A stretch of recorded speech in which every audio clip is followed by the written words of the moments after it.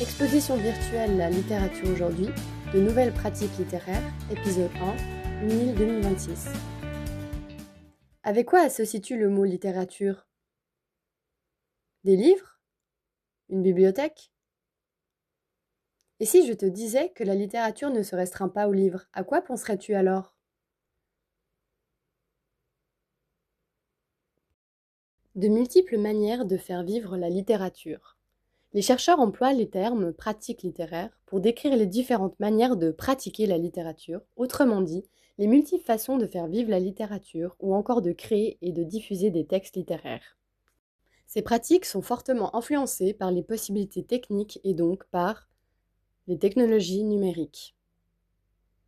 D'autres façons de diffuser des textes littéraires, premier exemple, les livres numériques.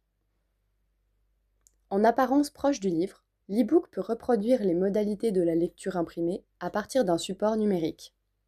Il modifie toutefois aussi le rapport entre le ou la lectrice et le texte avec des possibilités différentes d'interaction, manipulation, lien hypertexte sans s'impliquer. Certains chercheurs considèrent que le numérique n'est pas qu'un support.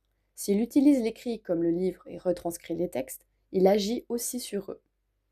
Le numérique amène d'autres possibilités d'expérimentation, il modifie la perception des textes et transforme l'idée du texte comme objet achevé en un processus. D'autres façons de diffuser des textes littéraires, deuxième exemple, des textes dans l'espace public. Tango de Montréal, poème de Gérald Godin, sur un mur de Montréal.